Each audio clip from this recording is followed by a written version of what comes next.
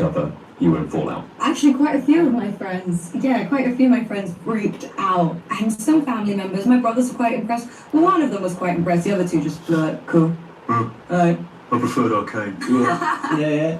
I feel like my brother was pretty hyped, but I didn't know until my little nephew was actually speechless. You know, that's when you know somebody was shook by it. It's like, we know each other. And he didn't know how to talk around me all of a sudden. Brotherhood of... Stick. You didn't...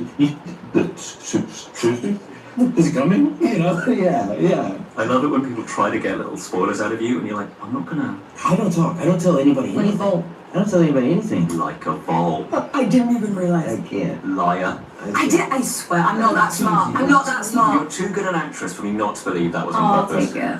Thanks. The mission of the vault should be important to everyone. You're an actual vault dweller. I am. I thought all you Egyptians were dead. Anyway, moving on. I want your audition stories for this. Like, I imagine it's pretty odd pretending to be in a suit. Yeah. The crazier stuff was also being on a set.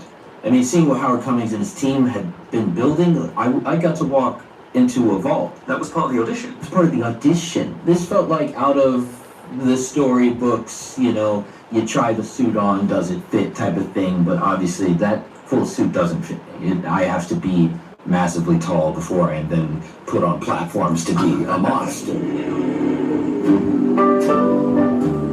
It was crazy, and the film camera rolling. What else? Ella was there. Oh, so you were already on board? Mm-hmm. Yeah, I did a meeting with Geneva, Graham, and Jonah, and then read the script after the meeting, which was, you know, kind of backwards for me. I did my audition on Zoom, and I thought it went really badly. I sort of balanced my computer on top of a very tall stack of books, and it was sort of slightly wonky, and I just thought it was so bad. I couldn't believe I got the part. I really couldn't. And then we did our chemistry test on Zoom. Do you remember? Yeah. Trying to do a chemistry test when one person's on mute. There's a lag. It was, yeah. There's also that weird thing of like, do I look in the camera of my computer, or do I look at the face I can see? Yeah, and you're like waiting for the next line, like. Yeah, should I start reading before? Yeah. If in doubt, just say okie dokie. Okie dokie. Okie dokie and carry on. Are you fully aware, though, Ella, how much that's going to follow you around? Okie dokie. Yeah. It's part of my lingo now. I started about halfway through filming, just like, Ella, we're ready for you on set. Okie dokie. You know, and now it's all I say. I can't stop. You're just going to get people in the street just shouting, or even whispering, like on the tube or something. Okie dokie. You know, I actually don't think I'll mind it. It's first. It's not the worst one I've gotten on the tube. Some positivity into the phrase. That's true. Okie dokie. Okay, well, yeah. It's quite nice, actually. I'll take it. Yeah. Fair point. If you insist on staying, then you will have to adapt. Do you get a number of people, Ella, who can't quite believe that you're from the UK? Do you still get the mind-blown face? I do, and I take that as a compliment. It's nice. But I like being British. I'm going to keep it. I imagine her accent's getting really strong while she's here, right? He did say that. We got off the plane, and all of a sudden I was like, what? He said, you've gotten more British in the last 10 minutes. Because I think I lose my accent a little bit when I've been in the States too long, and especially when I've been doing an American accent for a long time. But yeah, luckily I've got enough people back home. Trash became rubbish. I was like, what? Yeah, I've always said rubbish. Who is this? I've always said rubbish. I say sweater. That's the one that I hate myself for saying. It should always be jumper. It's so much better. What about the idea of Fallout the game being turned into this TV show? Because for so many people, this is a dream literally come true. How are you finding the idea of trying to encapsulate all of this history? 25 years. Do you have a good, simple answer to the question of what is it about Fallout that's so appealing? The tone. Yeah. Honestly, I mean, and it was something that fans of the game would recognize immediately. But for me, a newcomer to the franchise, I was just surprised by it. I thought, like, what holds all this together at the same time, you know? The humor, the violence that's almost a spectacle. It's almost circus-like. God, this wasteland looks like chaos, but there's always somebody behind the wheel. That dark gallows humor juxtaposed against this incredibly violent sequences just totally just really kind of disrupts the brain. So I talk about if you want to have like a crazy out-of-body experience, this is the show for you. There's a lot of post-apocalyptic kind of entertainment, but there's nothing like Fallout. A lot of that goes back to the world before the bombs fell. You know, this kind of naive utopian version of what the nuclear future will give us, and all that goes wrong.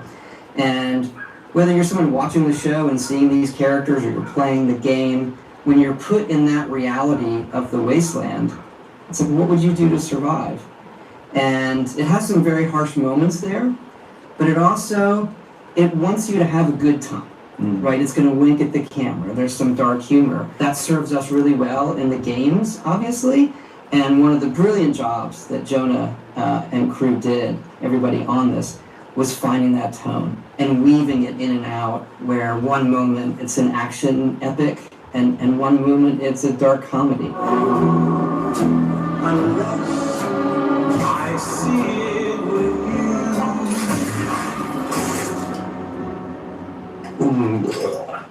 I grabbed a moldy one. I completely agree. And you can't make it too heavy, you can't make it too light. It's like a souffle. Well said. Well said. I was never able to bake a souffle, so hopefully, yeah. Please use that in the rest of your media too. You know what? It's like a post-apocalyptic souffle. He's learning to come after you. Ain't much stays clean up here, Bolton.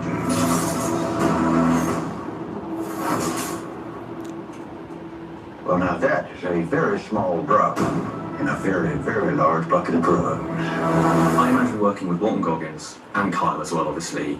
Did you ever get intimidated, or did that sort of fall away when they made the first dad joke? Well, actually, with Walton, it's very intimidating because he looks terrifying, because he's in the head-to-toe prosthetics the entire time.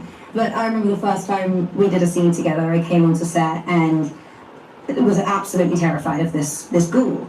And then I got up close and I could see he was crying. You know, we're filming in New York outside under the sun. It's so hot. It's like 105 degrees Fahrenheit. I don't know what that is in Celsius. And I thought, well, it's the first day. It's very emotional. No, he was sweating. He was sweating out of his eye holes, the only gaps in his prosthetics. And so that made him a little bit less intimidating. Yeah. Just a little. Yeah, and also extra creepy. Oh, yeah, or more intimidating because, yeah, he looked scary. I like the idea that you thought, God, he is a big fan. He's crying. So I thought, should I be crying? Should I? Ooh, quick, think of my dad. Was that your toughest day on It's set? just preparation. It's actor preparation, really working through the emotion. Very proud of I think they asked me if I wanted a cooling suit. I said, of course not. Why would I ever do Take that? one.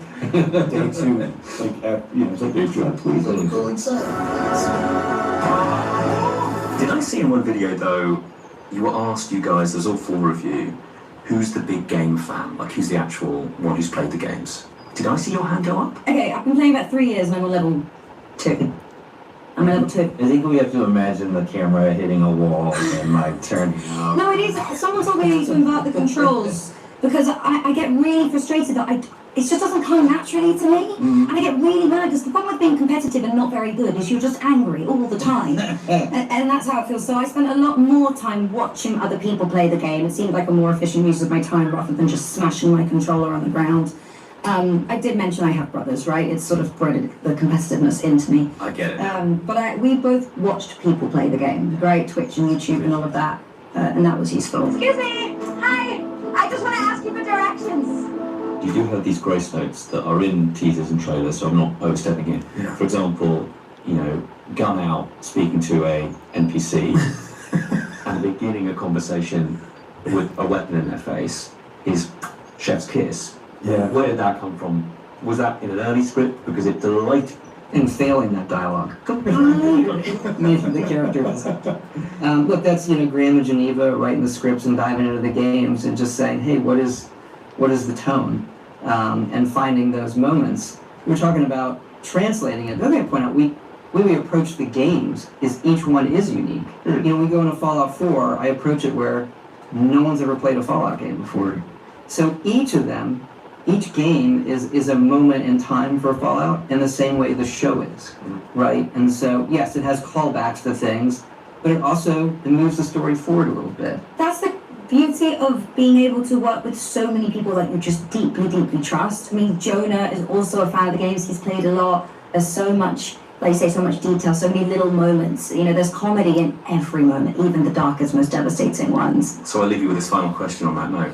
What was your least glamorous day on set? What was the day where you went, yeah, that wasn't fun? Well, episodes 3 and 4, let's just say Lucy really gets put through it.